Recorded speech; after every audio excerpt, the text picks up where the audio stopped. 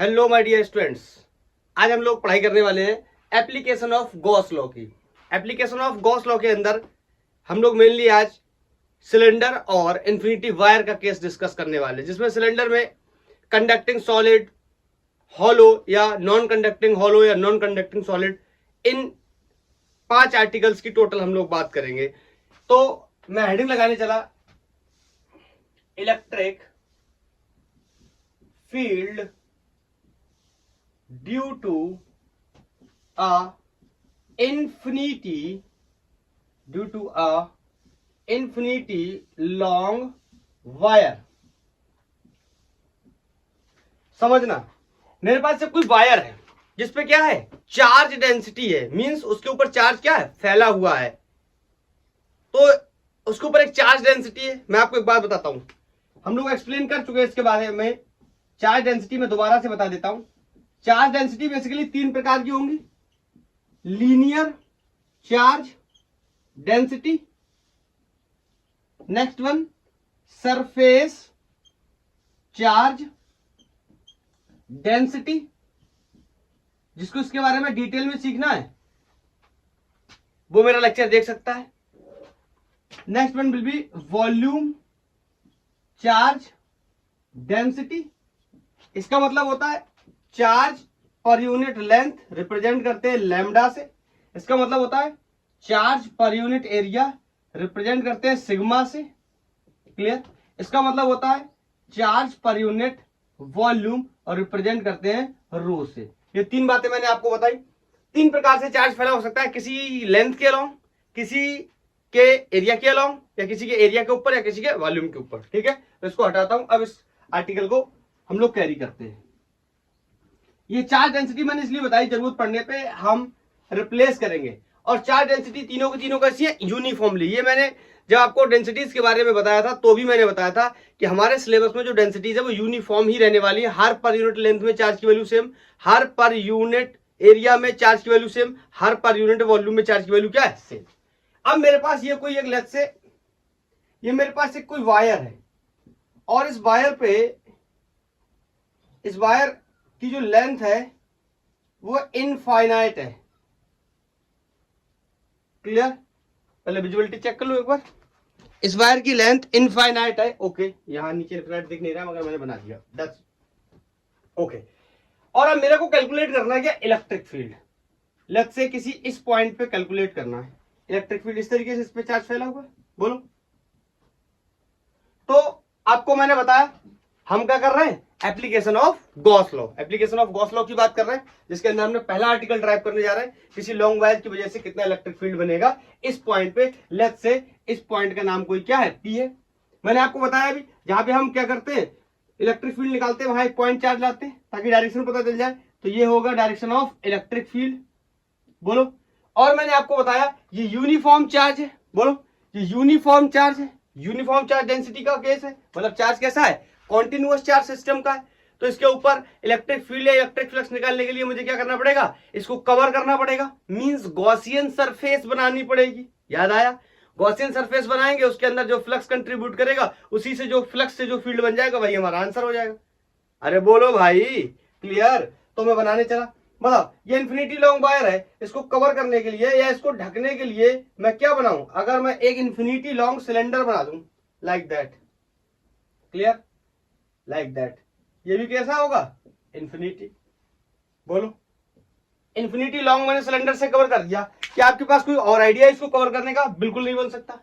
आप बताओ, ये मार्कर है, इस मार्कर की लेंथ कितनी है, इन्फिनिटी। ना इसका ओरिजिन पता, मतलब इसकी स्टार्टिंग के बारे में भी कोई पता नहीं है, और इसके एंड के बारे में भी कोई पता नहीं है, और इसको मुझे कवर करना है। तो बताओ एक क्या करूं, एक ऐसे में पेपर का एक क्या बना लूं, रोल बना लूं, और उसको क्या करूं, उसको भी इन्फिनिटी ले लूं, और इसमें पूरा नीचे से लेकर ऊपर तक डाल दूं। कहां तक पता नहीं, इन्फिनिटी है इस वजह से, तो कवर हो जाएगा। बोलो किससे कवर कर लिया, सिलेंडर से। बताओ बताओ बताओ, क्लियर? अब देखो, आपको बताया कि फ्लक्स क्या होता है, enclose charge per unit epsilon not. ये हमारा गॉस थ्योरम था, या मैथमेटिकल एक्सप्रेशन देखिए इसका, तो close integration of E dot D S will be equal to enclose charge per unit epsilon not. बोलो, तो मुझे क्या करना पड़ेगा, फ्लक्स कैलकुलेट करना पड़ेगा, फ्लक्स लिखना पड़ेगा। बोलो, जितनी भी सरफेसेस से क्या बनेगा, फ्लक्स। जिन लोगों को नहीं पता फ्लक्स के बारे में एक लाइन में उनको बता देता हूं क्या होता है फ्लक्स। हम लोग डिस्कस कर चुके हैं पहले भी, फ्लक्स का लेक्चर आप मेरा देख सकते हैं, इलेक्ट्रिक फ्लक्स बाय द गैंगोर क्लासेस। ओके, अगर आपको पता है तो बहुत अच्छी बात, नहीं पता तो एक लाइन में थोड़ा सा एक्सप्लेन कर देता हूं। इलेक्ट्रिक फील्ड लाइन जब किसी सरफेस से परपेंडिकुलरली पास करती हैं तो जितनी इलेक्ट्रिक फील्ड लाइंस पास करते हैं that is called electric flux. Clear? और ये उसका एक्सप्रेशन होता है फ्लक्स का, E dot D S equal to 5 भी लिख सकते हैं हम इसको। मैं यहाँ पे साइड में बता दे रहा हूं, कोई अगर ऐसा स्टूडेंट है जो बिल्कुल नया आया है अभी के अभी, तो उसके लिए बता रहा हूं ये बात, ऐसे भी लिख सकते हैं इसको। ठीक है, तो यहां से क्या बनेगा फ्लक्स। और ये बता आपको डॉट प्रोडक्ट, इसको ओपन करेंगे क्या आएगा, cos theta, angle between electric field vector and area vector. Clear? तो बताओ जितनी फील्ड लाइन क्या कर जाएंगी पास, जितनी फील्ड लाइन क्या कर जाएंगी पास, उतना क्या बनेगा फ्लक्स। अब मुझे देखना होगा फील्ड लाइन कहां से पास करेंगे, मतलब अगर मुद्दे की बात समझे तो इलेक्ट्रिक फील्ड वेक्टर और एरिया वेक्टर के बीच में हर बार में एंगल कितना होना चाहिए, 0 डिग्री, तभी फ्लक्स बनेगा, अदरवाइज फ्लक्स नहीं बनेगा। क्यों? अगर एंगल 90 डिग्री हो गया तो आपको पता है cos 90 की वैल्यू कितनी होती है, 0। तो समझना, जैसे इस पर्टिकुलर जगह पे पहले देख लेते हैं कितनी सरफेसेस हैं, पहली सरफेस, दूसरी सरफेस और ये तीसरी सरफेस। आप कहोगे ये वाली, तो ये वाली क्या है, एक ही बात है। क्लियर? बोलो। तो यहाँ पे मैं देखने गया, मैंने आपको बहुत बार बताया कि एरिया वेक्टर कैसे निकालते हैं, और ये तो कैसी है, कर्व सरफेस है, तो मैंने आपको बताया कि कर्व सरफेस का एरिया कैसा होता है, परपेंडिकुलर आउटवर्ड होता है। नॉर्मली क्या होता है, आउटवर्ड होता है। तो बताओ ये वायर है, मान लो ये सिलेंडर है, तो इस सिलेंडर को ऐसे मान लो, समझ रहे हो, सिलेंडर है, क्योंकि वायर को मैंने क्या किया, सिलेंडर से कवर किया, तो ये सिलेंडर ऐसा। तो बताओ यहाँ पे एरिया कहीं पे भी लोगे, area vector perpendicular outward, area vector perpendicular outward, area vector perpendicular outward. इस क्रॉस सेक्शन को देखने जाओगे तो एरिया वेक्टर परपेंडिकुलर आउटवर्ड, इसका कहाँ आया, ऊपर की तरफ, इस केस में कहाँ आया, नीचे की तरफ। बोलो। तो विजिबिलिटी अगर शायद नीचे कहाँ है, पहले मैं ये देख लेता हूँ। हाँ, यहाँ तक विजिबिलिटी है, तो बताओ यहाँ पे मैं बना दे रहा हूँ, थोड़ा सा मैं इसको छोटा कर दे रहा हूँ ताकि मुझे बनाने में थोड़ी सी आसानी रहे, आपको दिखाने में। आपको दिखा नहीं, मैंने बता दिया बोर्ड पे, तो फायदा क्या होगा फिर मेरा। बोलो। तो ये इन्फिनिटी लॉन्ग सिलेंडर मैंने बनाया, इन्फिनिटी लॉन्ग वायर की वजह से। बोलो। तो बताओ इसका एरिया वेक्टर ऐसे होगा, किसी को कोई डाउट नहीं होना चाहिए। बोलो, डी ए लिख लो, ए लिख लो, कोई फर्क नहीं पड़ता। बोलो, ऐसे होगा। इस वाले का आर्टिकल का नाम हटा रहा हूं, इस वाले का एरिया वेक्टर ऐसे डी ए ऊपर की तरफ होगा। बोलो, अरे बोलो बोलो बोलो। और फील्ड लाइन देखो, फील्ड लाइन देखो, फील्ड लाइन इस तरीके से, तो यहां से इस तरीके से डायरेक्शन होगा फील्ड लाइन का। बोल, कहीं पर भी निकालने जाओगे, यहां पर निकालने जाओगे, यहां पर निकालने जाओगे, यहां पर निकाल जाओगे, फील्ड इसी तरीके से बनेंगे, यूनिफॉर्म फील्ड। याद आया, यूनिफॉर्म फील्ड, यूनिफॉर्म फील्ड। तो बताओ इन दोनों के बीच में एंगल कितना है, 90 डिग्री। और यहाँ पर देखो, यहाँ पर भी इलेक्ट्रिक फील्ड की क्या डायरेक्शन है, ये कुछ इस तरीके से या फिर कुछ इस तरीके से। बोलो, तो एंगल दोनों ही केसेस में किधर से बन रहा है, कितना बन रहा है, 90। अब यहाँ पे देखने चले, इस वाली सरफेस पे या इस वाली सरफेस पे, एक ही बात है। तो मतलब से मैं इस सरफेस पे देखने चला, तो बताओ इस छोटे से पार्ट का जो एरिया होगा that will B D A. बोलो, और उसकी डायरेक्शन क्या होगी, इस तरीके से बाहर की तरफ। और इलेक्ट्रिक फील्ड की डायरेक्शन भी क्या है, ऐसे ही राइट साइड। बोलो, तो इलेक्ट्रिक फील्ड वेक्टर और एरिया वेक्टर की डायरेक्शन इस केस में क्या आ गई, सेम। बोलो, तो मैं अब यहाँ पे मैं ड्राइव करने जा रहा हूँ, ये तो मैंने आपको बेसिक एक्सप्लेनेशन बताया था। बोलो बोलो बोलो बोलो। तो मतलब मैं इस पॉइंट पी पे गया और यहां से कोई दूरी मैंने क्या ले ली, आर, और वहां पे मैंने क्या बनाई थी, गॉसियन सरफेस। जिन लोगों को डाउट है मैं एक बार फिर से बता देता हूं, ये कोई एक वायर है, हर बार में हम क्या करेंगे, हमें किसी पॉइंट पे क्या निकालना पड़ेगा, इलेक्ट्रिक फील्ड निकालना पड़ेगा। तो उस ज्योमेट्री से, जैसे ये वायर, तो वायर से लेफ्ट से आर दूरी पे गए और यहाँ पे क्या करेंगे, एक गॉसियन सरफेस बनाएंगे। और गॉसियन सरफेस इस तरीके की होनी चाहिए कि जिस ज्योमेट्री के ऊपर क्या है, क्या है, क्या है, चार्ज है, उसको हम पूरी तरीके से क्या कर ले, ढक ले, कवर कर ले। याद आया, अगर ढकेंगे नहीं, कवर नहीं करेंगे तो कोई फ्लक्स नहीं बनेगा according to the Gauss law. अगर कोई फ्लक्स नहीं बनेगा तो कोई फील्ड भी नहीं होगा। दैट्स व्हाई हम ऐसा कर रहे हैं। क्लियर? तो बताओ ये 3 सरफेसेस हुई, तीनों सरफेसेस की वजह से मैं फ्लक्स लिख दे रहा हूं, ई डॉट, अभी शुरू कर रहा हूं इसलिए थोड़ा सा एक्सप्लेनेशन ज्यादा बता रहा हूं, फिर थोड़ा सा शॉर्ट करना शुरू कर दूंगा। ई dot D S for the second surface plus E dot D S vector for the third surface, और this will be equal to the enclosed charge per unit epsilon naught which will also equal to the phi। अगर आपको ये नहीं पता कैसे, तो आप जाएं पहले मेरा गॉस लॉ का लेक्चर देख के आए और फ्लक्स का लेक्चर देख के आए प्लीज, या फिर आप इस बात को याद करें। ठीक है? बताओ, अब मैं आपसे बोलूं, जैसे मान लो इसका नाम मैंने फर्स्ट सरफेस रखा था, इसका नाम मैंने सेकंड सरफेस रखा था, तो बोलो एंगल कितना है, 90 डिग्री। यहाँ पर भी एंगल कितना है, 90 डिग्री। तो एक बार ओपन कर देता हूं, ये क्या हो जाएगा, ई D S cos 90 for the first surface.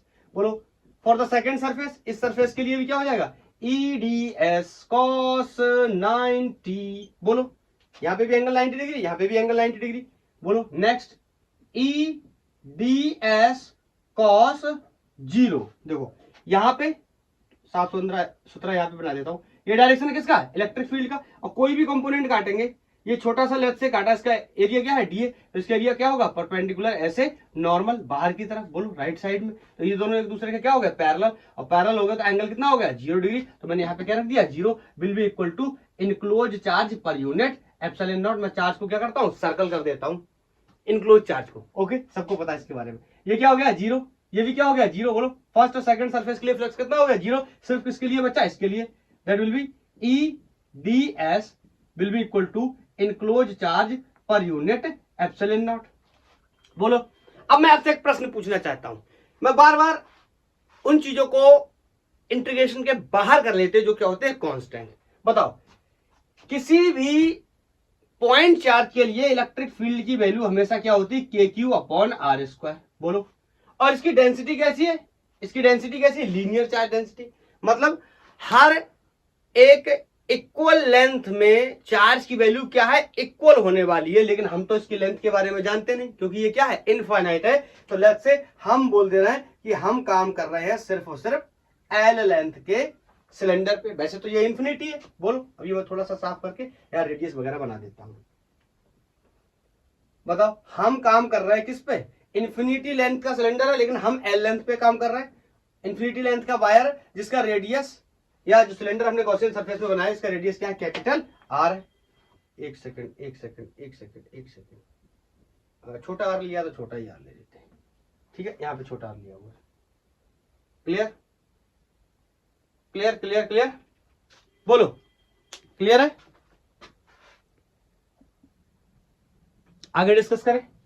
अब आपसे मैं एक बात पूछना चाहता हूं, बताओ किसी भी पॉइंट पे जाओ आप इलेक्ट्रिक फील्ड निकालने के लिए इस पर्टिकुलर जगह पे, इसको यहां एक्सप्लेन करता हूं ऐसे, जैसे मान लो मेरे पास एक वायर था, यहां से इस पॉइंट पे निकालने गया तो इस पॉइंट की डिस्टेंस यहां से हर जगह से क्या होने वाली सेम, और चार्ज की वैल्यू तो हर जगह वैसे भी सेम होने वाली क्योंकि यूनिफॉर्म चार्ज डेंसिटी, तो हर पर यूनिट लेंथ में बोल भाई चार्ज की वैल्यू क्या होगी सेम, और दिस इज द कांस्टेंट के, तो बोलो इसका मतलब E की वैल्यू यहाँ पे हर जगह क्या है सेम है, कहां किस लाइन के लिए, किस पॉइंट के लिए, इस पॉइंट के लिए या फिर इस पॉइंट के लिए, जो E की वैल्यू है वो हर जगह क्या रहने वाली सेम, तो E को मैं क्या कर सकता हूं इंटीग्रेशन के आउट बाहर, बोलो यही बताने के लिए इतना बता रहा था, इसको मैंने बाहर निकाल लिया, अंदर रह गया क्या DS, बोलो enclose charge per unit epsilon not, ये क्या है एरिया किसका, मैं यहीं पे आपको बताना चाहता हूं एक बात, ये बात बार बार आएगी, आप इसको याद रखना कि जो EDS के अंदर जो DS है ना, this is very important, this is area of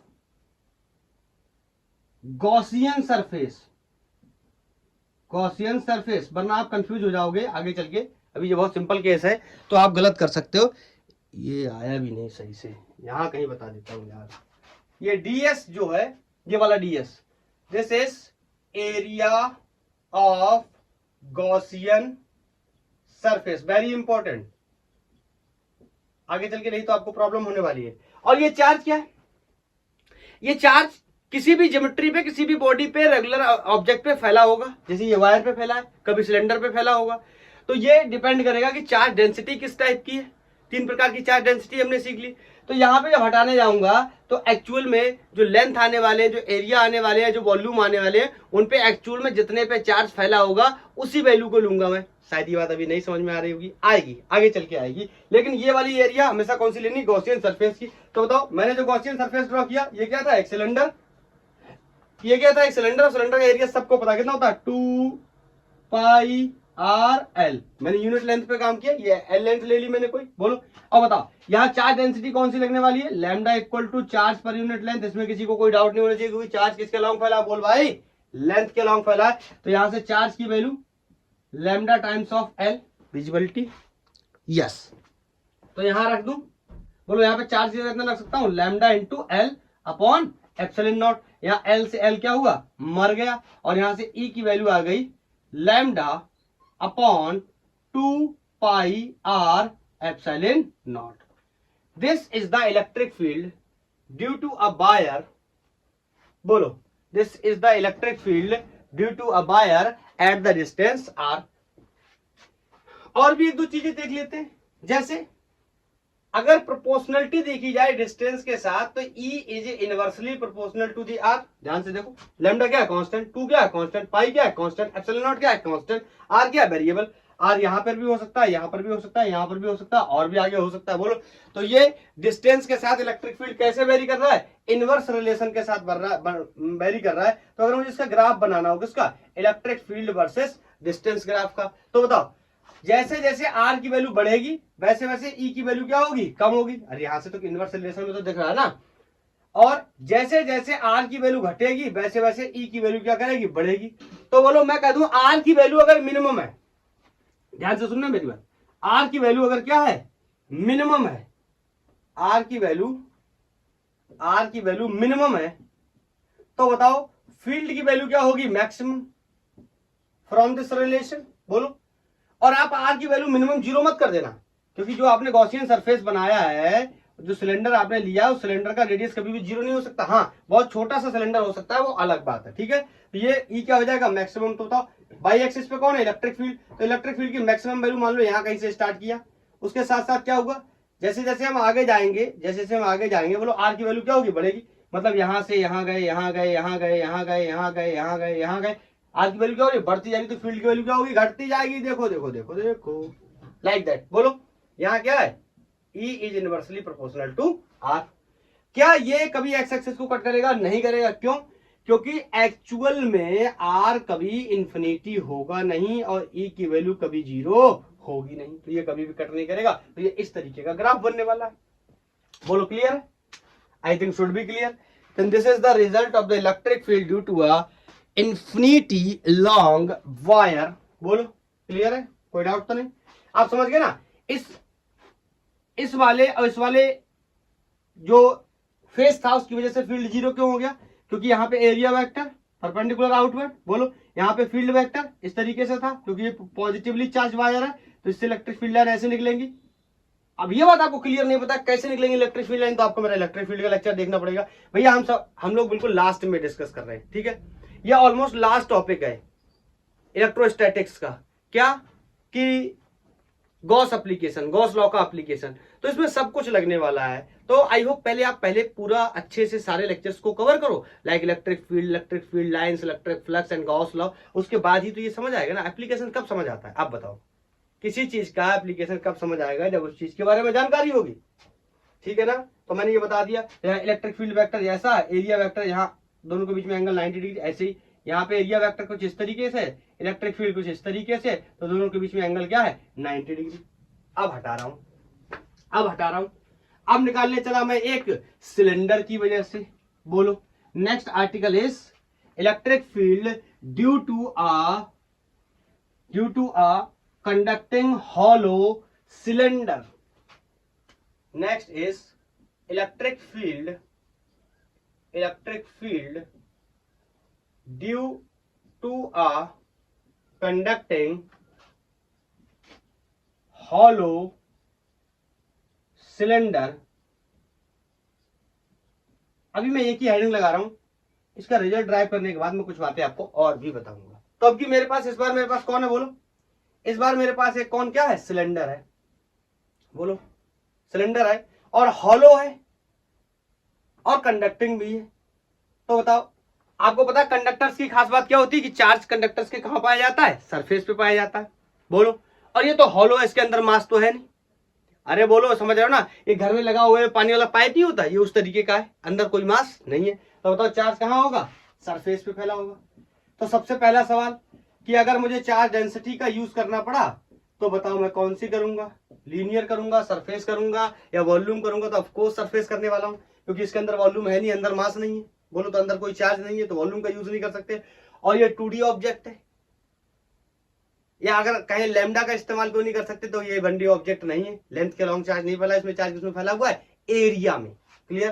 तो मान लेते हैं इस क्वेश्चन के हिसाब से इसका रेडियस कैपिटल R है। मेरे से दो जगह बताना है, दो जगह।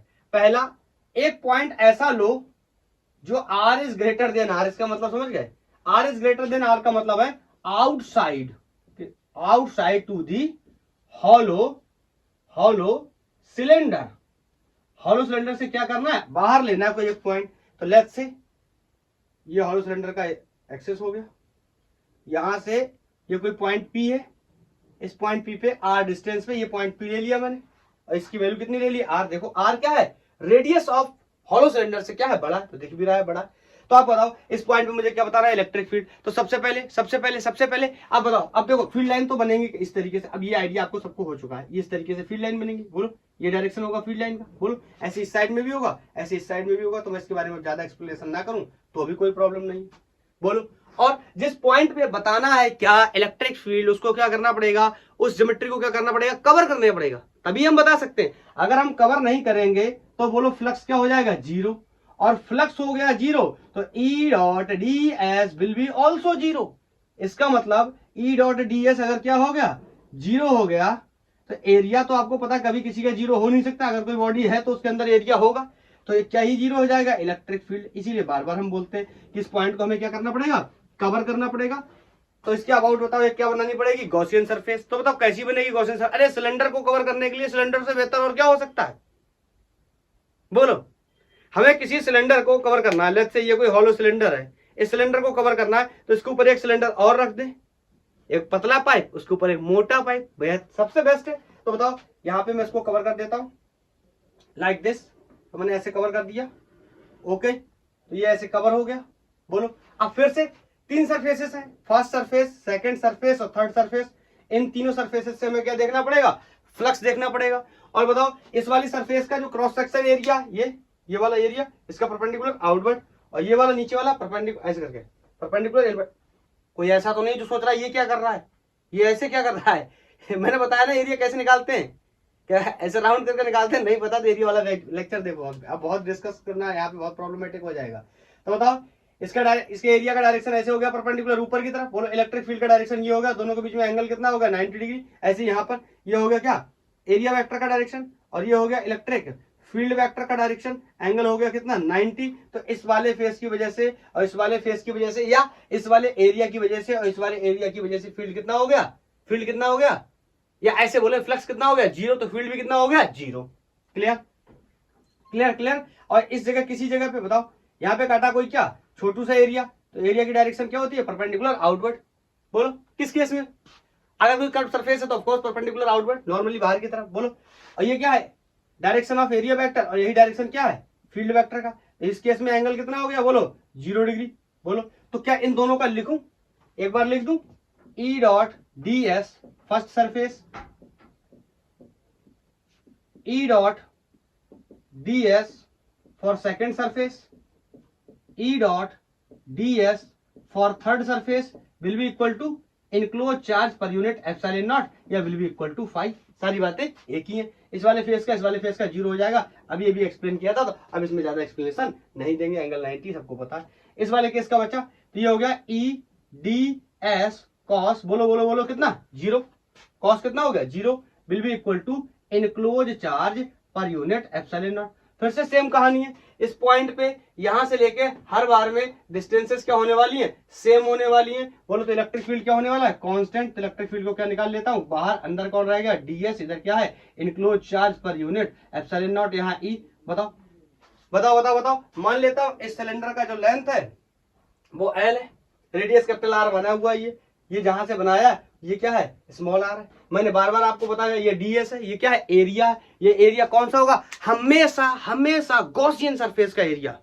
ज्योमेट्री कोई भी हो लेकिन एरिया कौन सा होगा, गॉसियन सरफेस का। बोलो ज्योमेट्री क्या है, सिलेंडर है, तो सिलेंडर का एरिया क्या होता है, सिलेंडर का एरिया क्या होता है, 2 पाई आर एल। बोलो बोलो बोलो 2 पाई, मैं यहाँ पे थोड़ा सा आपको कंफ्यूज करता हूं, आर एल।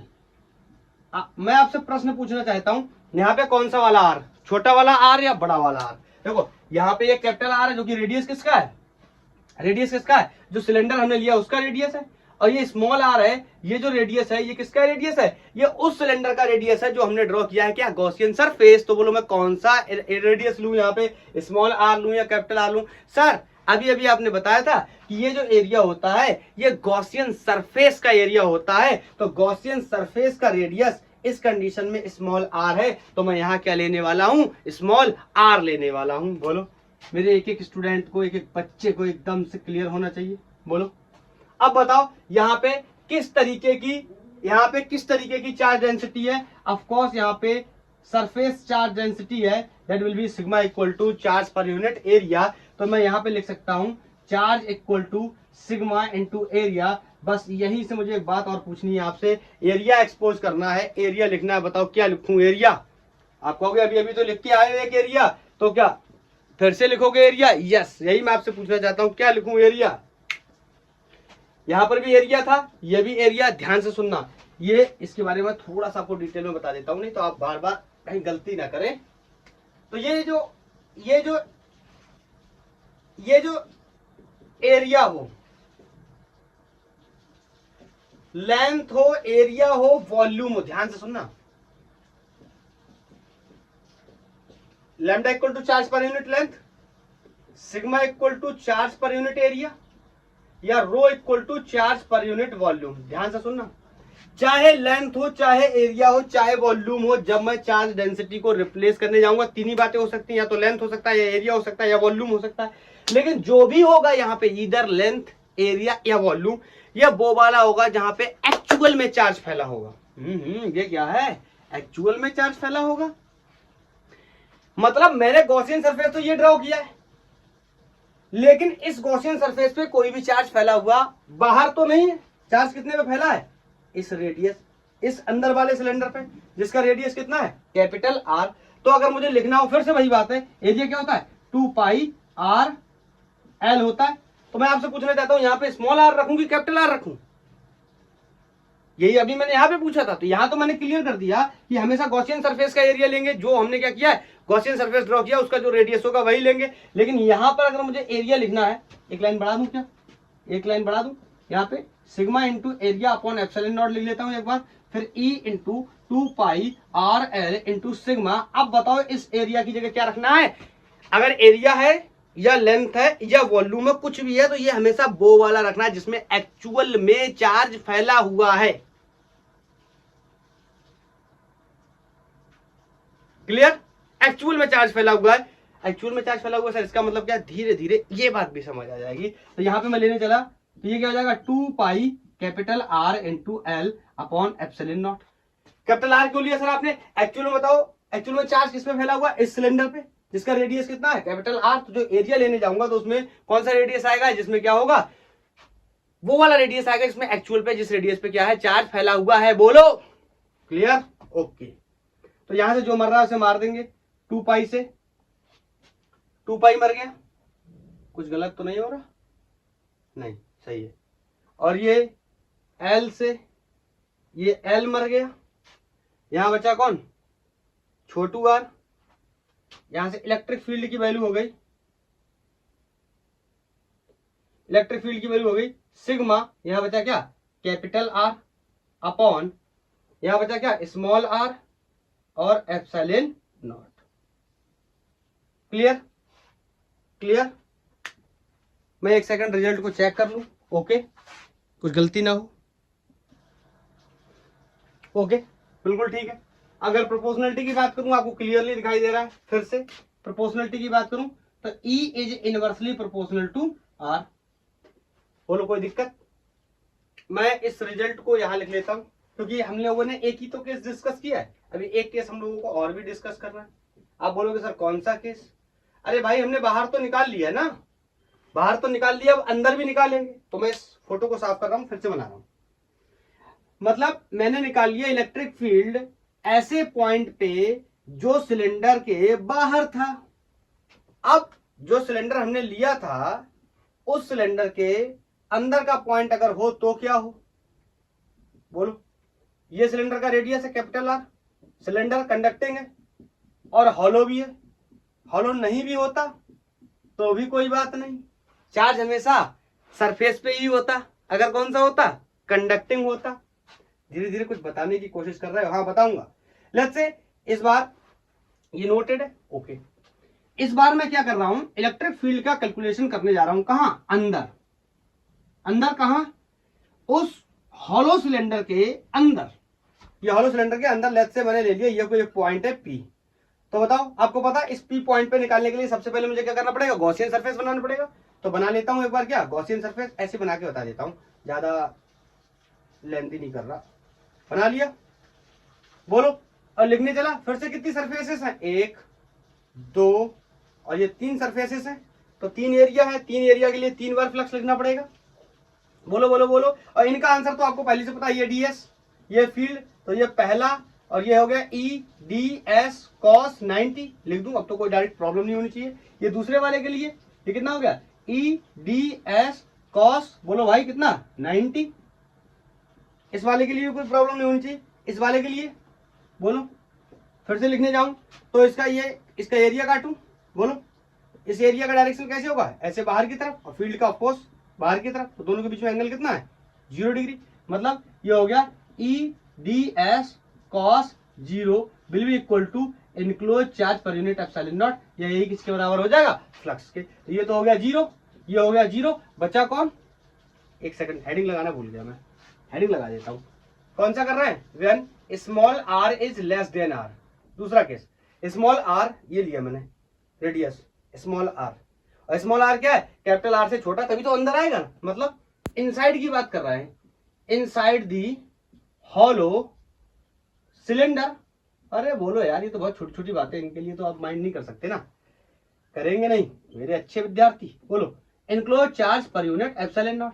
अब देखो कहानी तो वही है, फिर से निकालूंगा, फिर से रखूंगा यहाँ पे क्या, एरिया, और एरिया फिर से कितना हो जाएगा, ये वाला कौन सा होता था, गॉसियन सरफेस वाला, तो गॉसियन सरफेस का रेडियस कितना है, स्मॉल आर, सिलेंडर की लेंथ कितनी है, एल, तो ये कितना हो गया 2 पाई आर एल। मैंने सब कुछ लिख लिया, लेकिन अब मुद्दे की बात सुनना, बताओ सिलेंडर के अंदर कितना चार्ज है, तो सिलेंडर के अंदर कोई भी चार्ज नहीं है, चार्ज क्या है, 0 है। अरे अरे अरे, याद करो याद करो याद करो, इलेक्ट्रिक फ्लक्स का क्या कॉन्सेप्ट था, गॉस थ्योरम का क्या कॉन्सेप्ट था। गॉस थ्योरम सबसे पहले तो यही कहता है कि चार्ज को कवर करो, तभी तो क्या बनेगा, फ्लक्स बनेगा, तभी क्या बनेगा, फील्ड बनेगा। अगर आपने चार्ज को कवर नहीं किया, पॉइंट नंबर 2 इंपॉर्टेंट पॉइंट्स के अंदर याद है मैंने कहा था, गॉस सरफेस, जो गॉस लॉ है हमेशा क्लोज सरफेस के लिए काम करता है। अगर गॉस जो हमने गॉसियन सरफेस बनाया उसके अंदर कोई चार्ज नहीं है, इसका मतलब फ्लक्स क्या हो गया, 0, इसका मतलब फील्ड क्या हो गया, 0। बताओ इसके अंदर कोई भी चार्ज नहीं, चार्ज कहां रह गया, बाहर, क्योंकि मैंने इस बार ऐसा गॉसियन सरफेस बनाया है जो सिलेंडर के क्या चला गया है, अंदर। बोलो इसका मतलब इस चार्ज की वैल्यू कितनी है, 0 अपॉन एप्सिलॉन नॉट। तो आपको पता है ये सब कुछ क्या हो जाएगा, 0, और इलेक्ट्रिक फील्ड कितना आ जाएगा, 0 कहां, इनसाइड। बोल भाई क्लियर। इलेक्ट्रिक फील्ड अंदर क्या होगा, 0, और बाहर क्या होगा, ये लिखा आउटसाइड का रिजल्ट हम लोगों ने पहले निकाला था, ये आउटसाइड इतना होगा। बोलो एक सेकंड, लाइट का इशू है कुछ, एक सेकंड बस, लाइट की वजह से थोड़ा सा इशू हो गया था, दोबारा से कैरी करते। बोलो इलेक्ट्रिक फील्ड इस हॉलो कंडक्टिंग सिलेंडर के अंदर कितना आया, 0, क्योंकि अंदर कोई भी चार्ज नहीं था, बहुत ही कॉमन बात है, अंदर कोई चार्ज नहीं था तो अंदर कोई फील्ड भी नहीं था, अंदर फील्ड 0 आ गया, और बाहर फील्ड कितना आया, E equal to sigma R upon epsilon naught. Small R क्या था, वो डिस्टेंस है जो वैरी कर रहा है, जिसके साथ हम लोग काम कर रहे हैं। तो यहाँ पे अगर मैं प्रोपोर्शनलिटी देखने की कोशिश करूं इस केस में, तो बताओ E is inversely proportional to R, मतलब जैसे ही सिलेंडर के क्या कर रहा हूं, बाहर जा रहा हूं, इलेक्ट्रिक फील्ड क्या कर रहा है, घट रहा है in the order of 1 upon R। तो इसमें क्या होगा ना, इसमें बार बार ग्राफ्स बनाने पड़ेंगे, electric field versus distance graph बनाने पड़ेंगे। नीट और जेई के बहुत ही फेवरेट क्वेश्चंस हैं, बहुत पूछा जाता है ग्राफ्स के बारे में, क्लियर। तो ग्राफ बनाता हूं मैं, क्या, electric field versus distance graph. तो बताओ जब मैंने सेंटर से स्टार्ट किया, सेंटर से सरकमफेरेंस तक कितनी जी वैल्यू रहेगी इलेक्ट्रिक फील्ड की, 0, और सरकमफेरेंस पे आके क्या हो जाएगी, मैक्सिमम। आप कहोगे सर कैसे मैक्सिमम हो जाएगी, बताओ जैसे बाहर निकलेगा घटने लगेगी, तो बोलो घटेगी तो तभी जब क्या हुई होगी, मैक्सिमम। बोलो अरे कोई चीज कब घटना शुरू करती है, जब अपनी पीक वैल्यू पे आ जाती है। चलो अच्छा एक सिलेंडर भी बना लेते हैं, एक सिलेंडर भी बना लेते हैं इस तरीके से। बताओ ये मान लो सेंटर है, तो यहां से यहां तक फील्ड कितना है, 0, इनसाइड कितना है, 0, और जैसे ही कहां पहुंच गए, सरफेस पे, किसके, सिलेंडर के, तो बोलो यहां से क्या हो जाएगा, यहां वैल्यू क्या होगी, मैक्सिमम, उसके बाद क्या होगी, घटेगी। E is inversely proportional to 1 upon R। तो ये ऐसा कुछ ग्राफ बन जाएगा। बोल यार ये बात तो आपको समझनी चाहिए ना, कि यहाँ पे आके फील्ड की वैल्यू क्या हो जाएगी, मैक्सिमम सरफेस पे आके, तभी उसके बाद क्या होगी, घटना शुरू होगी। इसीलिए यहाँ पे एकदम से फील्ड की वैल्यू क्या कर गई, जंप कर गई। उसके बाद क्या कर रही है, E is inversely proportional to 1/r। This is the electric field versus distance graph. बोलो क्लियर है। अब मैं आपको कुछ बातें बताना चाहता हूँ, मैं इसको साफ करता हूँ, कुछ चीजें मैं आपसे पूछना चाहता हूँ और कुछ चीजें मैं आपको बताना चाहता हूँ। अच्छा एक बात बताओ, आप कंडक्टर और इंसुलेटर या नॉन कंडक्टर के बीच में क्या डिफरेंस होता है? आप कहोगे कि सर जिनके अंदर चार्ज का फ्लो हो सकता है या करंट का फ्लो हो सकता है, दे आर कॉल्ड कंडक्टर या कंडक्टिंग बॉडीज। तो मैं आपसे एक बात पूछूं, अगर कोई कंडक्टिंग बॉडी है, कोई कंडक्टिंग बॉडी है, उसमें चार्ज कहां पर रहेगा? बोलो चार्ज उसमें कहां पे रहेगा? आप बोलोगे सर फ्री चार्ज होगा तो सरफेस पे रहेगा। बोलो फ्री चार्ज होगा तो कहां रहेगा, सरफेस पे रहेगा। तभी तो क्या करेगा, ये कंडक्टर की प्रॉपर्टी होती है कि जो भी चार्ज हम देते हैं कंडक्टर को, वो क्या होता है, उसकी सरफेस पे आ जाता है, चाहे 2D कंडक्टर हो या 3D कंडक्टर हो। कंडक्टर बोल रहा हूं, ध्यान से सुनना। तो एक बात मैं आपसे पूछूं, बोलो हम लोग डिस्कस कर रहे हैं क्या, सिलेंडर। हम लोग बात कर रहे थे किसकी, सिलेंडर की। तो मैं आपसे बोलूं अगर सिलेंडर कैसा है, कंडक्टिंग है, कंडक्टिंग सिलेंडर है, मतलब कंडक्टर है सिलेंडर जिसके बारे में हम बात कर रहे हैं। बोलो कंडक्टर सिलेंडर दो प्रकार का हो सकता है।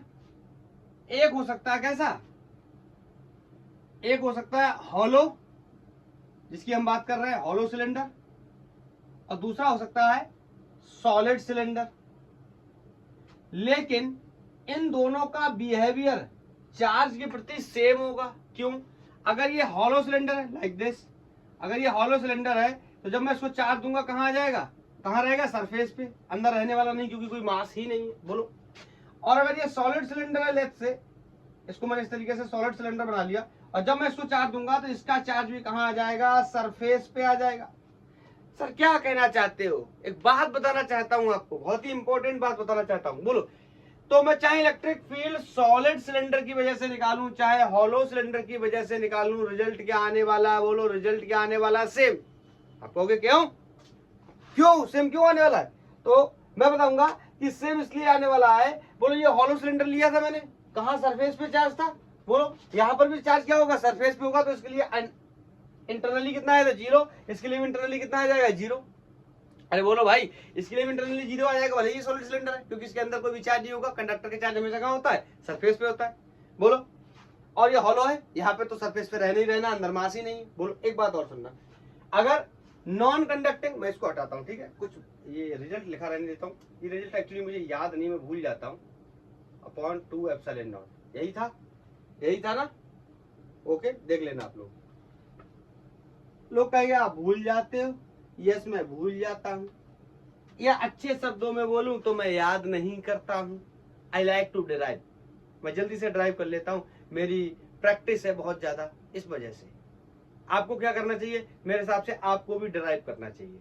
याद करोगे, अभी बहुत सारे केसेस हम लोग करेंगे ना, तो रिजल्ट कहीं एक जैसे लगने लगेंगे आपको, कहीं बटे में 2 आ जाएगा, कहीं 3 आ जाएगा, कहीं आर ऊपर आ जाएगा, कहीं आर नीचे आ जाएगा, कहीं आर स्क्वायर हो जाएगा, तो आपको बहुत कंफ्यूजन होगा। इससे बेहतर है आप 2-3 बार इनको ड्राइव करो, तो आपकी प्रैक्टिस हो जाएगी और आप बहुत ही फास्ट ड्राइव कर लोगे। बोलो अगर मैं बोलूं नॉन कंडक्टिंग, एक सेकंड फिर से लाइट का इशू है, लाइट। तो ये मैंने बताया कि नॉन कंडक्टिंग अगर होता है तो क्या करेंगे, फर्स्ट ऑफ ऑल तो इस रिजल्ट को सही करेंगे, ये रिजल्ट गलत लिखा हुआ है। बाहर इलेक्ट्रिक फील्ड कितना होगा, sigma capital R upon epsilon naught small r। Okay non conducting है, अगर नॉन कंडक्टिंग कोई बॉडी है तो क्या होता है कॉन्सेप्ट,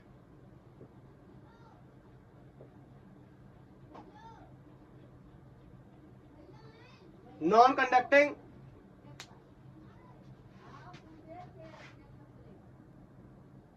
अगर नॉन कंडक्टिंग है तो क्या कॉन्सेप्ट होता है।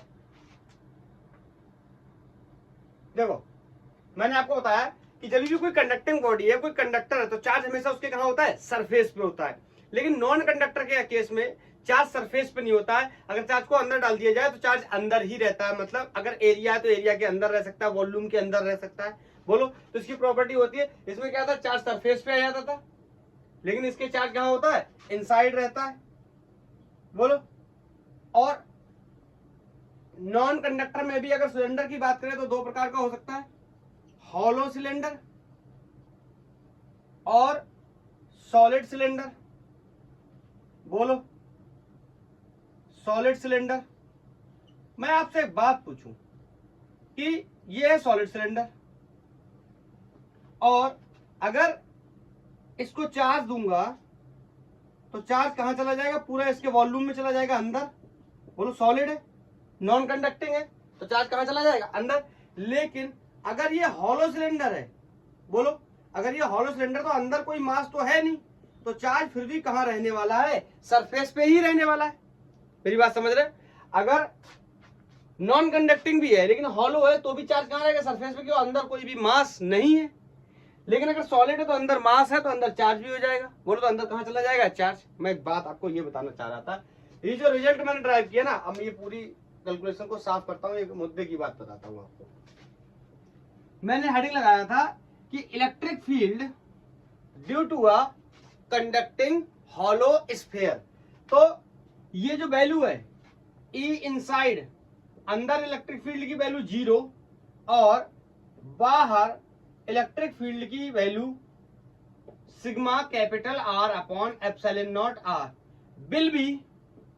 विल बी सेम फॉर किस किस के लिए? कंडक्टिंग हॉलो सिलेंडर, इसके लिए तो निकाला ही था मैंने। बोलो, कॉमा कंडक्टिंग सॉलिड सिलेंडर, याद आया? अभी बताया था सॉलिड सिलेंडर, क्योंकि चार्ज कहां रहने वाला है? सरफेस पे ही रहने वाला है। And next, non conducting hollow cylinder, मतलब एक निकाला, एक के साथ दो फ्री। यस, बिल्कुल एक के साथ दो फ्री, क्योंकि कॉन्सेप्ट बिल्कुल भी अलाइन कर रहा है, बिल्कुल सेम काम कर रहा है। लेकिन इसका केस अलग होगा, क्योंकि ये कैसा है? सॉलिड सिलेंडर है। ठीक है, क्लियर है? तो नॉन कंडक्टिंग हॉलो स्फीयर के लिए, sorry not sphere, non conducting hollow cylinder के लिए, कंडक्टिंग सॉलिड सिलेंडर के लिए या कंडक्टिंग हॉलो सिलेंडर के लिए इलेक्ट्रिक फील्ड बाहर इतना ही और अंदर इतना ही रहने वाला है। तो हेडिंग जो आपने एक लगाया था, आप चाहो तो स्लैश लगा के उसमें 3 बातें ये भी मेंशन कर सकते हो, लेकिन मैं ऐसे ही पढ़ाता हूं, मैं तीनों हेडिंग एक साथ नहीं लगाता, मैं एक्सप्लेन करके बाद में बताता हूं। ओके, अब हमारा नेक्स्ट आर्टिकल है कि हमें इलेक्ट्रिक फील्ड निकालना है। बताओ किसकी वजह से? नॉन कंडक्टिंग सॉलिड स्फीयर की वजह से। बोलो, हमें इलेक्ट्रिक फील्ड निकालना है किसकी वजह से? Electric field due to a non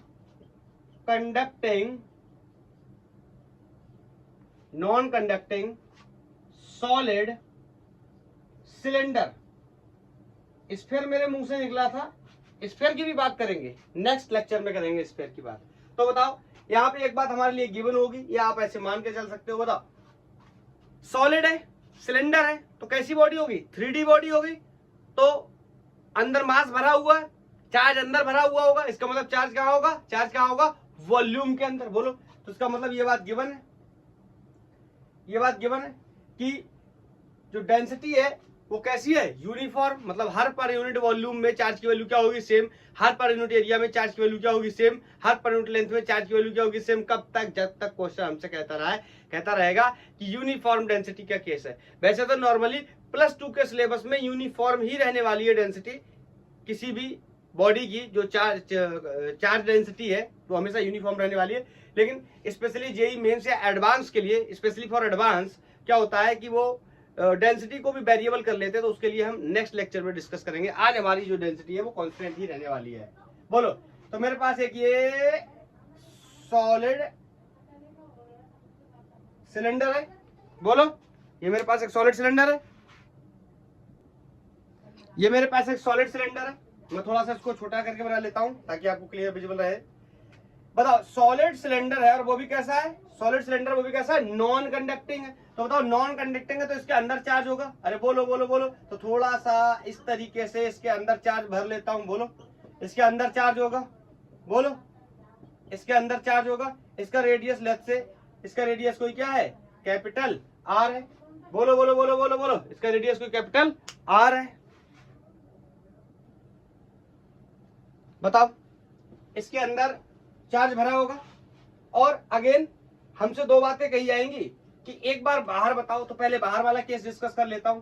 means first case R is greater than R, मतलब ऐसा कोई पॉइंट लेना है, कोई पॉइंट पे ही अपना पॉइंट कोई पी, लेट्स से यहां पे कोई अपना पॉइंट पी ले लिया, बोलो यहां से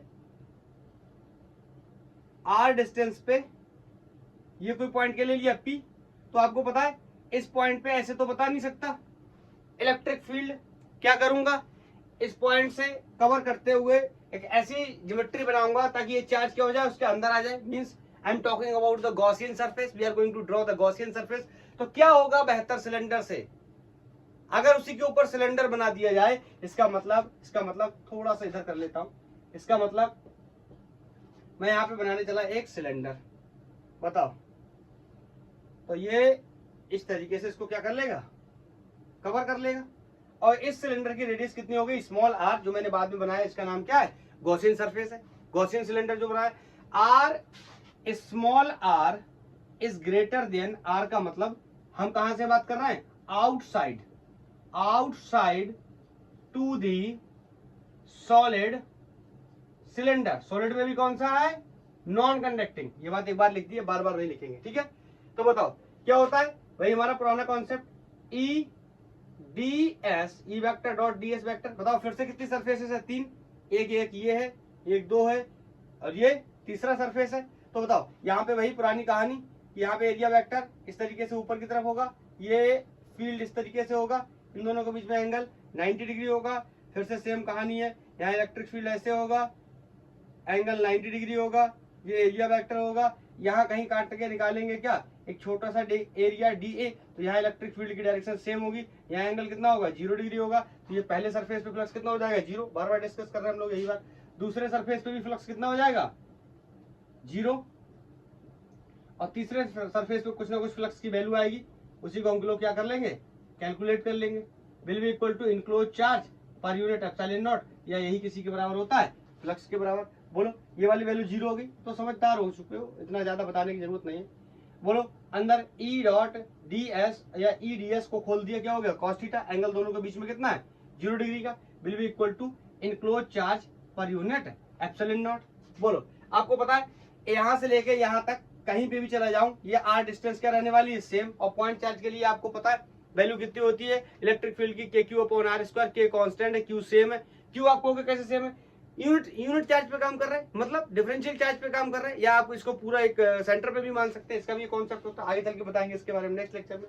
बोलो तो यहाँ पे इलेक्ट्रिक फील्ड क्या हो जाएगा, कांस्टेंट, इसको बाहर निकालेंगे, बोलो अंदर क्या रहेगा, डी एस, ये हो गया enclose charge per unit epsilon not. बताओ डीएस क्या, एरिया, मैंने बहुत बार आपको बताया, ये कौन सा एरिया लेते हैं, गॉसियन सरफेस का एरिया, जो हमने ड्रॉ किया है क्या, गॉसियन सरफेस। तो बताओ हमने ये गॉसियन सरफेस ड्रॉ किया है, बोलो तो सिलेंडर का एरिया क्या होता है, बोलो 2 पाई आर एल, यही तो होता है, बोलो क्या होता है, यही तो होता है 2 पाई आर एल। और आर कौन सा लेंगे, स्मॉल या कैपिटल, इसके बारे में सबको पहले से पता है। बोलो कौन सा लेने वाले, स्मॉल आर, क्योंकि गॉसियन सरफेस का एरिया, सॉरी गॉसियन सरफेस का रेडियस कितना है, स्मॉल आर।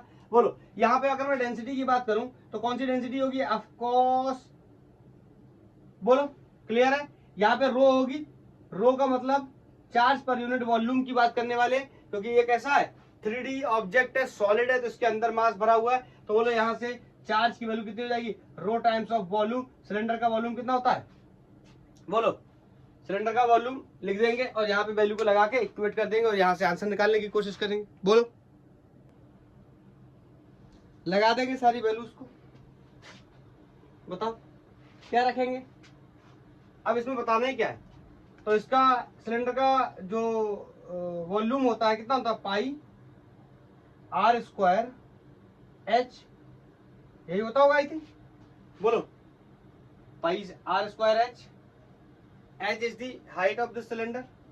बोलो हाँ, मुझे ये बताओ आर कौन सा लेना है, कैपिटल आर लेना है या स्मॉल आर लेना है? बोलो बोलो बोलो बोलो, कैपिटल आर की स्मॉल आर? बोलो क्या कौन सा लेना है, कैपिटल आर की स्मॉल आर? बताओ, कैपिटल आर लेंगे स्मॉल आर लेंगे?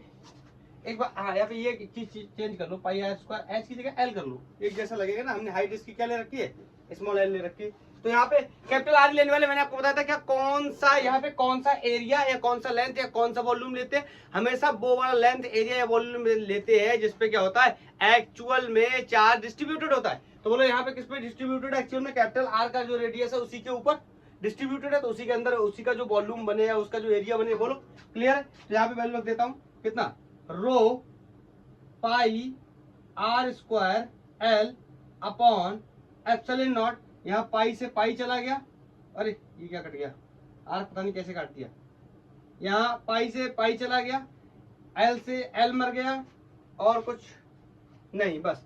तो E equal to rho are square upon 2 epsilon not R, ये रिजल्ट है किसका, electric field due to a solid non conducting cylinder. और ये कहाँ आया है, आउटसाइड। आपको पता है हमें बनाने पड़ेंगे क्या, ग्राफ भी, तो देख लेते हैं प्रोपोर्शनलिटी अगेन, किसके साथ प्रोपोर्शनल है, 1 अपॉन आर के साथ। ये आर को प्रोपोर्शनलिटी में मत ले लेना, ये तो कांस्टेंट है, ये आर क्या है, ये कांस्टेंट, इसकी वैल्यू हमेशा रेडियस की वैल्यू क्या होने वाली है, फिक्स होने वाली है। ये वाली जो वैल्यू है ये वेरी करेगी, यही वाली वैल्यू वेरी करेगी। बोलो, तो ये बाहर के लिए हो गया। अब अगर अंदर के लिए मुझे निकालना हो, बोलो अगर अंदर के लिए निकालना हो, इंटरनल रीजन में निकालना हो, तो हटाऊं इसको, हटाऊं हटाऊं हटाऊं, इसका जो रिजल्ट है मैं इधर नोट कर लेता हूं, यहाँ कहीं पे जो मुझे दिखता रहे, याद रहे।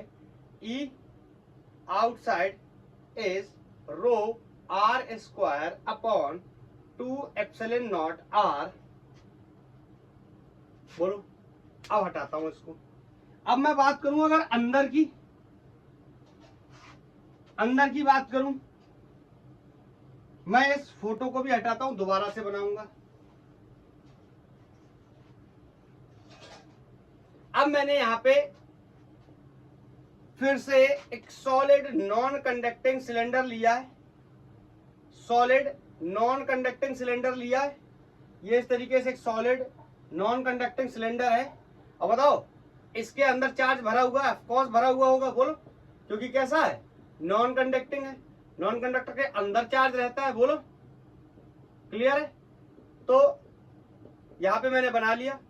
अब मेरा नेक्स्ट केस क्या है, नेक्स्ट केस मुझसे ये बोल रहा है कि जैसे आपने पहले अंदर निकाला था, अब अंदर यहां पे भी निकालो। मतलब आर, एक जो पॉइंट आप ले रहे हो कोई पी पॉइंट, वो कहाँ है, इस बार अंदर है। इसका मतलब कैपिटल आर से क्या होना चाहिए, छोटा, मतलब क्या है, इनसाइड स्टोरी है, इनसाइड स्टोरी। ये इनसाइड स्टोरी आपको कई बार परेशान करने वाली है, अगर इसी में दिक्कत हो गई तो आपका सवाल गलत होगा। मतलब आप अंदर बात करने वाले, इसका मतलब यहां से अगर एक कोई पॉइंट पी मान लू मैं यहाँ पे, और यहाँ पे ड्रॉ करूं, क्या गॉसियन सरफेस तो बनाना ही पड़ेगा। तो बोलो यहाँ पे सिलेंडर बना लेता हूँ, अंदर के अंदर ही एक सिलेंडर बना लेता हूँ। बोलो, ये एक सिलेंडर मैंने बना लिया, जिसका रेडियस कितना है, अब इसको थोड़ा सा यहाँ पे नीचे कर दे रहा हूँ चार्ज को, जिसका रेडियस कितना है, स्मॉल आर।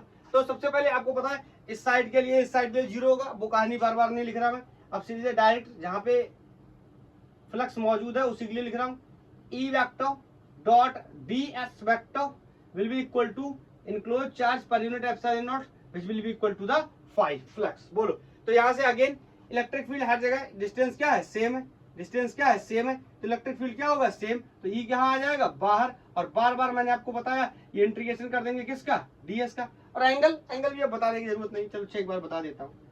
बताओ, ये अगर इसको इतना पार्ट काटूं तो इसका ये डी ए वेक्टर ऐसा होगा, और यहाँ पे इलेक्ट्रिक फील्ड का भी डायरेक्शन इसी तरीके से होगा। बोलो, हम बात कर चुके हैं बार बार। तो यहाँ पे एंगल कितना हो जाएगा, 0, तो ई डी एस कॉस 0 मतलब 1 हो जाएगा, इलेक्ट्रिक फील्ड बाहर आ जाएगा, अंदर रह जाएगा कौन, डी एस। बोलो, अब वेक्टर तो हटाना पड़ेगा, डी एस, और enclose charge per unit epsilon not. तो बताओ ये ds ds ds ds ds ds क्या हो जाएगा, बहुत बार मैंने आपको बताया गॉसियन सरफेस का एरिया लेना है हमें। तो बताओ इस बार गॉसियन सरफेस कितनी है, स्मॉल आर रेडियस की, और ये स्मॉल आर रेडियस कहाँ है, इस सॉलिड नॉन कंडक्टिंग स्फीयर के अंदर है। तो बोलो इसका लेंथ ऑफ कोर्स क्या मान ले रहे हैं, एल मान ले रहे हैं। तो बताओ एरिया कितना हो जाएगा, 2 पाई रेडियस स्मॉल आर बोलो इनटू एल। तो ये हो गया। और बोलो चार्ज डेंसिटी कैसी होगी, चार्ज डेंसिटी ऑफ कोर्स वही वाली होने वाली है, वॉल्यूम वाली। तो charge per unit volume will be equal to rho. लेकिन मुझे बस यहाँ पे एक सवाल का जवाब आप दे दो, मैं यहाँ से क्वेश्चन को सॉल्व कर दे रहा हूँ। क्या चार्ज की वैल्यू मैं यहाँ पे रो बी अपॉन एप्सिलॉन नॉट रख दूं, गलत कर रहा हूँ नोट मत करना, रो बी अपॉन एप्सिलॉन नॉट रख दूं, और वॉल्यूम की वैल्यू कितनी होती है, पाई आर स्क्वायर एल। यही तो वॉल्यूम होता है, बोलो यही तो वॉल्यूम होता है सिलेंडर का। तो मैं बस आपसे एक सवाल ये पूछना चाहता हूं, क्या ये सही लिखा है या आपको इसमें कोई कमी दिखाई दे रही है या कोई गलती महसूस हो रही है? तो आप गलती एनालाइज करने की कोशिश करो, बताओ क्या लगता है आपको कि ये सही लिखा हुआ है या ये गलत लिखा हुआ है, बताओ। मैं बताता हूं ये गलत लिखा हुआ है, कैसे, ध्यान से सुनना। जब ये पूरा सिलेंडर था, सॉलिड सिलेंडर था, तो हमने लास्ट केस में, प्रीवियस केस में हमने चार्ज माना था कैपिटल क्यू होगा या क्यू होगा, कुछ भी चार्ज आपने स्मॉल क्यू मान के रखा था। लेकिन इस बार जब आप अंदर चले गए, तो बताओ ये जो रिमेनिंग चार्ज है ये तो रह गया, बताओ ये चार्ज तो हट गया। तो इतना सिलेंडर बना, तो बोलो ये इस बार क्या ये क्यू ही चार्ज रहने वाला, नहीं ये क्यू चार्ज रहने वाला नहीं है। क्यों? क्योंकि क्यू चार्ज तब था, दोबारा से सुनना, क्यू चार्ज तब था जब ये सिलेंडर के पूरे सिलेंडर के अंदर चार्ज भरा था, तब ये क्यू चार्ज था। लेकिन अब मैं कोई इतना सिलेंडर कंसीडर कर रहा हूं, तो चार्ज ये क्यू ना होके कोई क्या हो जाएगा, क्यू डैश, कोई नया चार्ज हो जाएगा। बोलो नया चार्ज हो जाएगा तो वॉल्यूम भी ये नया हो जाएगा, वी डैश। ये बात तो आपको समझ में आनी चाहिए, क्योंकि पूरे का वॉल्यूम क्या था, पूरे का वॉल्यूम ये हम निकाल सकते हैं पाई आर स्क्वायर एल। बोलो, और यहाँ पे अब ये सिलेंडर सिर्फ कितना रह गया, इतना। आई थिंक मैं अपनी बात को समझाने में कामयाब हो गया हूँ। ये इतना सिलेंडर रह गया तो उसका वॉल्यूम भी नया कुछ होगा, क्या होगा अभी डिस्कस कर लेंगे। बोलो, तो मैं आपसे कहूँ यहाँ से जो नया चार्ज, इसका मतलब ये जो वैल्यू यहाँ पे लिखी हुई है ये भी गलत है, इसको मुझे क्या लिखना चाहिए, क्यू डैश लिखना चाहिए। बोलो, अरे नया चार्ज हो गया ना, क्योंकि नया वॉल्यूम आ गया। हर बार बाहर रहते थे तो बाहर पॉइंट रहता था, तो जब गॉसियन सरफेस से कवर करने जाते थे तो पूरा चार्ज अंदर आ जाता था। इस बार चार्ज फैला हुआ और हम उसके अंदर गॉसियन सरफेस बना रहे हैं, तो चार्ज कुछ क्या रह गया, छूट जा रहा है हमसे, तो चार्ज पूरा इस बार अंदर नहीं आ पाएगा। दैट्स व्हाई मैं कह रहा हूं यहाँ पे कोई नया चार्ज होगा और नया चार्ज किसी नए वॉल्यूम में डिस्ट्रीब्यूटेड है। दैट्स व्हाई यहाँ पे मैं इसको हटा रहा हूँ, ये गलत हो गया। और यहाँ से जो चार्ज की वैल्यू आ गई रो वी डैश आ गई। मैं आपसे एक सवाल पूछता हूं, या आप मेरे से एक सवाल पूछ सकते हो, सर आपने चार्ज की वैल्यू चेंज कर ली, आपने वॉल्यूम की वैल्यू चेंज कर दी, क्या आप रो की वैल्यू चेंज नहीं करोगे? नहीं, मैं आपको बता चुका हूं, we are dealing with the uniform charge density, चाहे सिग्मा हो, चाहे रो हो, चाहे लैम्डा हो। हम आगे चल के बात करेंगे वेरिएबल चार्ज डेंसिटी की, लेकिन अभी के लिए हमारे सिलेबस के लिए क्या है, चार्ज डेंसिटी सेम रहने वाली है। ओके, तो इसी बात का फायदा उठा करके मैं यहाँ पे इसको लिख देता हूं, और चार्ज डेंसिटी कितनी हो जाएगी रो, और नया वॉल्यूम कितना हो जाएगा, V dash upon epsilon naught. अब मैं आपसे पूछना चाहता हूं, क्या मैं इन वैल्यूज को रखना शुरू करूं? आप कहोगे यस सर। पाई आर एल, बताओ रो, सिलेंडर का वॉल्यूम क्या होता है, बोलो बोलो बोलो बोलो, सिलेंडर का वॉल्यूम क्या होता है? अभी हमने सीखा, अभी हमने लिखा था, सिलेंडर का वॉल्यूम होता है पाई आर स्क्वायर एच या एल। बस मेरा सवाल है, बस ये लास्ट क्वेश्चन है आपसे, कैपिटल आर स्क्वायर रखूं या स्मॉल आर स्क्वायर रख दूं, बस आप ये बता दो, कैपिटल आर स्क्वायर रखूं कि स्मॉल आर स्क्वायर रखूं? देखो यही आपको बार बार परेशान करेगा जब आप डेरिवेशंस के अंदर जाएंगे ना, ये वैल्यू आपको बार बार प्रॉब्लम करेगी कि आपने छोटे आर की जगह बड़ा रख दिया, बड़े की जगह छोटा रख दिया, तो आंसर कुछ आ जाएगा, जो आप निकालोगे सबसे पहले वही दिया होगा और आप कहोगे निकल गया, लेकिन बाद में पता चलेगा ये तो निकल ही गया। बोलो, इसलिए हमें डिसाइड करना, मैं आपको बार बार इसके बारे में क्या बताता हूँ, जो भी चार्ज है, चाहे चार्ज लीनियर चार्ज डेंसिटी है, वॉल्यूम चार्ज डेंसिटी है या सरफेस चार्ज डेंसिटी है, इसमें वो वाला चार्ज लेना है जो जिसमें एक्चुअल में चार्ज फैला हुआ है। आप कहोगे एक्चुअल में चार्ज तो इस पूरे पे फैला हुआ है, बिल्कुल, लेकिन आपको ये ध्यान रखना चाहिए, अब मेरे लिए ये पूरा सिलेंडर रह ही नहीं गया, ये कटा हुआ पार्ट है, इसको मैं बाहर निकालता हूं। अब मेरे लिए सिलेंडर थोड़ा सा जगह चाहिए, यहां पे बताऊंगा। अब मेरे लिए सिलेंडर सिर्फ कितना रह गया है, जिसकी रेडियस स्मॉल आर है, जिसके अंदर चार्ज भरा हुआ है, इसके बाहर का जो चार्ज था अब मुझे उससे कोई लेना देना नहीं है, क्योंकि ये मेरे सिस्टम के अंदर ही नहीं आता। इस बाहर वाले चार्ज से मुझे कोई लेना देना नहीं है, क्योंकि इलेक्ट्रिक फील्ड, इलेक्ट्रिक फ्लक्स मैं उन सिस्टम के लिए निकालता हूं जो क्लोज सरफेस पे होते हैं, जहां पे मैं गॉसियन सरफेस को क्या करता हूं, ड्रा करता हूं। तो आप कहोगे सर वैसे तो कैपिटल आर रेडियस पे फैला हुआ था ये चार्ज, ये बात क्या सही नहीं है? बिल्कुल सही है, लेकिन ये बात तब काम करेगी जब मैं इसके कहां काम करूंगा, आउटसाइड पॉइंट पे काम करूंगा, जैसे प्रीवियस केस में मैंने काम किया। बट इस केस में अब सिलेंडर ही मेरा इतना सा रह गया है, इस रिमेनिंग सिलेंडर से, बाहर के सिलेंडर से मुझे कोई लेना देना नहीं है। तो बताओ एक्चुअल में चार्ज किस पे फैला हुआ है, स्मॉल आर रेडियस पे या कैपिटल आर रेडियस पे? स्मॉल आर रेडियस पे, क्योंकि एक्चुअल में जो सिलेंडर मेरे पास रह गया है उसका रेडियस ही स्मॉल आर है। बाहर वाले रेडियस से मुझे कोई लेना देना नहीं है, क्योंकि वो कहां है, out of the Gaussian surface. I think मेरा बच्चा बिल्कुल समझ गया है। क्लियर बोल भाई, क्लियर? तो यहाँ पे रख दूं, क्या रखूंगा, पाई छोटू r square into L upon epsilon not. बोलो क्लियर है? ये एल से एक एल मर गया, और ये पाई से एक पाई मर गया, ये छोटू एक आर से एक छोटू आर मर गया। तो यहाँ पे इलेक्ट्रिक फील्ड की वैल्यू जो आने वाली है, rho are square upon 2 epsilon not. ये आउटसाइड नहीं, सॉरी, ये इनसाइड के लिए आई है, ये inside the non conducting cylinder. मैं चेक कर लूं एक बार, नॉन कंडक्टिंग सॉलिड सिलेंडर बिल्कुल ठीक है, दिखाई दे रहा है, ठीक है, बिल्कुल विजुअल है। अब मैं आपसे पूछना चाहता हूं, ये देखो, ये बाहर का केस था, ये अंदर का केस। आपको पता हमें क्या करना है, हम लोग बनाने जा रहे हैं क्या, एक ग्राफ। बार बार हमें ग्राफ बनाना पड़ेगा। यहाँ प्रोपोर्शनलिटी को अगर हम देखें तो E is directly proportional to R square. बोलो बोलो बोलो बोलो बोलो बोलो बोलो बोलो, कहीं कुछ दिक्कत तो नहीं? हाँ बिल्कुल दिक्कत है। एक आर से आर मर गया तो आर स्क्वायर कैसे रह जाएगा, आर आएगा। अरे भैया 2 पाई आर था, आपको तो पता ही होगा। आप कह रहे होगे भाई तू अपना देख, हमें तो पहले से पता है तूने गलत लिखा है। ये बात तो हम जानते, आप नहीं जानते सर, हमें भी जान गया। एक आर से आर मर गया तो यहाँ पाई आर, या बोलो यहाँ पे रो आर अपॉन 2 एप्सिलॉन नॉट बचा। और प्रोपोर्शनलिटी कैसी आ गई, डायरेक्टली प्रोपोर्शनल टू आर। मैं इसके बारे में थोड़ा सा एक्सप्लेनेशन भी दूंगा, लेकिन पहले मैं ग्राफ ड्रॉ कर देता हूँ, फिर आपको बताता हूँ। तो आप पहले इसको नोट कर लो, आप नोट कर लो। आई थिंक नोट कर लिया होगा। काफी इंपॉर्टेंट आर्टिकल्स है ये, नीट आईआईटी के पॉइंट ऑफ व्यू से और बोर्ड के पॉइंट ऑफ व्यू से भी बहुत फेवरेट है, काफी आते हैं ये बोर्ड्स में। तो यहाँ पे मैं बनाने चला क्या क्या क्या, बार बार यही करूंगा, electric field versus distance graph तो मुझे बनाना ही बनाना है। गॉस लॉ के एप्लीकेशन में जितने भी आर्टिकल्स का मैं यहाँ पे डेरिवेशन करने वाला हूँ। बोलो, तो अंदर देखो, अंदर डायरेक्टली प्रोपोर्शनल टू आ रहा है, कहां तक, जब तक पहुंचेंगे सरफेस पे। तो यहाँ पे देखो मैं बना देता हूँ आपके लिए एक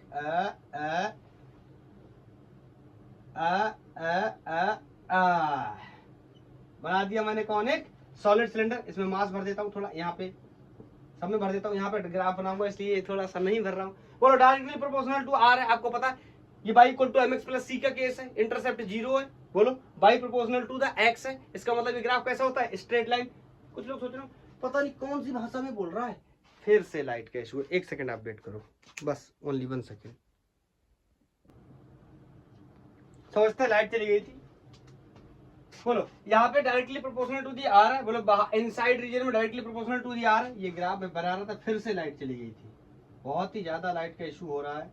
तो बताओ, यहाँ directly proportional to the R है, ग्राफ कैसा बनेगा, straight line passing from origin. बोलो, कहां तक, सरफेस तक। बोलो, क्लियर है? एक बात मैं आपको बताता हूँ, इसको देखो, ये है E directly proportional to the R. अगर मैं प्रोपोर्शनलिटी को हटाऊंगा, यहाँ कोई कांस्टेंट आ जाएगा m, जिसको आप स्लोप के नाम से भी जानते हैं। इन लोग को y equal to mx plus c के बारे में पता है, वो जानते हैं। ये क्या हो गया बाई, ये क्या हो गया m, ये क्या हो गया x, ये होता है प्लस माइनस c। यहाँ इंटरसेप्ट नहीं है, इसका मतलब 0 है। मतलब ग्राफ कहां से स्टार्ट होगा, ओरिजिन से स्टार्ट होगा। जैसे कि यहाँ दिख रहा है हमें स्टार्ट होता हुआ कहां से, ओरिजिन से। बोलो, और स्लोप, ये क्या है, इलेक्ट्रिक फील्ड कहाँ है, एक्स एक्सिस पे। बाई एक्सिस पे क्या है, सॉरी, इलेक्ट्रिक फील्ड कहाँ है, बाई एक्सिस पे, जैसे कि मैंने ले रखा है। एक्स एक्सिस पे क्या है, कोई डिस्टेंस है, बना लिया मैंने। अब देखो, यहाँ पर देखो, आउटसाइड सिलेंडर के बाहर प्रोपोर्शनलिटी कैसी आ रही, 1/r। इसका मतलब यहाँ से बड़ा बढ़ते बढ़ते फील्ड क्या हो गई, मैक्सिमम। कहाँ, जैसे ही पहुंचे कहाँ, सरकमफेरेंस पे फील्ड क्या हो गई, मैक्सिमम। और जैसे ही सिलेंडर के बाहर निकले, conducting non conducting solid cylinder के जैसे ही बाहर निकले, वैसे ही फील्ड बोलो क्या होने लगी, कम होने लगी। E is inversely proportional to R, E is proportional to 1/r। बोलो, क्लियर है? हाँ, मैं थोड़ा सा इसका आपको फील देता हूँ, थोड़ा सा फील समझने की कोशिश करो कि एक्चुअल में ऐसा क्या है, ये क्यों हो रहा है। तो ध्यान से समझना। बताओ, ये सिलेंडर नॉन कंडक्टिंग सिलेंडर लिया था मैंने, इस नॉन कंडक्टिंग सिलेंडर के अंदर क्या भरा था? चार्ज। समझना, बोलो एग्जांपल के लिए अगर मैं यहाँ पे रहूं तो बोलो चार्ज क्या है? 0। एक सेकंड के लिए ऐसा मान लेता हूँ, वैसे चार्ज एक्चुअली 0 तो नहीं होने वाला। बोलो यहाँ पे चार्ज 0 होने वाला है, बोलो चार्ज 0 होने वाला है। जैसे जैसे मैं सरफेस की तरफ बढ़ते जाऊंगा, बोलो चार्ज क्या होगा? बढ़ता चला जाएगा। अगर चार्ज बढ़ेगा, बोलो बोलो बोलो, अगर चार्ज बढ़ेगा तो फील्ड भी बढ़ेगी, अगर चार्ज बढ़ेगा तो फील्ड भी बढ़ेगी, चार्ज बढ़ेगा तो फील्ड भी बढ़ेगी, और फील्ड सरकमफेरेंस पे जाके क्या होगी? मैक्सिमम। और इसके बाहर जैसे ही निकलता हूं मैं चार्ज, सॉरी क्या, इसके बाहर जैसे ही निकलता हूँ फील्ड क्या होने लगती है? घटने लगती है। तो ये मैंने बना दिया। बोलो बोलो बोलो, ये क्लियर है? तो अंदरूनी रीजन में, इंटरनल रीजन में E is proportional to the R, और बाहर कैसा? E is inversely proportional to the R। Graph अगर ज्यादा कॉम्प्लिकेटेड दिखने लगाओ या गंदा दिखने लगाओ तो मैं यहाँ पे आपको वेरी सिंपल कर देता हूँ। यहाँ तक मैं गया, बोलो यहाँ इलेक्ट्रिक फील्ड ले रहा हूँ, यहाँ डिस्टेंस ले रहा हूँ, ये वो पॉइंट है जहाँ R small r will be equal to the capital R। कहाँ पे आ गए? सरकमफेरेंस पे आ गए। इसके बाद जैसे ही आगे बढ़ेंगे फील्ड क्या होगा? घटने लगेगा। Proportionality E is proportional to 1/r, और यहाँ E is proportional to, directly proportional to R। I think clear है? बोलो कॉन्सेप्ट क्लियर है? तो इस तरीके से बेचारा इंफिनिटी वायर एंड सिलेंडर, और सिलेंडर में भी कौन कौन सा? कंडक्टिंग सॉलिड हो, कंडक्टिंग हॉलो हो, या नॉन कंडक्टिंग हॉलो हो, एक ही बात है। तीनों का रिजल्ट हमने ड्राइव कर लिया। और नॉन कंडक्टिंग सॉलिड सिलेंडर में इलेक्ट्रिक फील्ड बाहर बाहर इतना होगा, अंदर इतना होगा। And better thing, don't try to learn the expression, try to derive again and again. अगर बार बार आप ड्राइव करेंगे याद हो जाएगा और आपका काम बिल्कुल आसान हो जाएगा। ये आप याद करने जाओगे, देखो यहाँ r² है, यहाँ r² गायब है, यहाँ 1/r है, यहाँ directly proportional to the r है। तो ये आपको बार बार परेशान करेगा, लर्न करने जाओगे बहुत जल्दी गलत होगा। ड्राइव करने की कोशिश करो। तो ये था हमारा गॉस लॉ का एप्लीकेशन का पहला लेक्चर, और हम और भी लेक्चर इसमें करने वाले हैं। स्पेयर्स की बात करने वाले, अगेन जैसे हमने यहाँ पे स्पेयर्स की बात की, ऐसे वहाँ पे भी कंडक्टिंग नॉन कंडक्टिंग स्पेयर्स की, और चार्ज इन्फिनिटी चार्ज शीट की भी बात करने वाले। तो आज के लिए इस लेक्चर को यहीं पे क्लोज करते हैं। थैंक यू, धन्यवाद। अगर आपका कोई सजेशन है तो आप बता सकते हैं। और ये लाइट जो बार बार जा रही है इसके लिए मैं बहुत ही आपसे अपोलोजाइज करता हूँ, वेरी वेरी सॉरी। आप थोड़ा सा मैनेज करें प्लीज, मैं ट्राई करूंगा इसको सॉल्व आउट करने के लिए।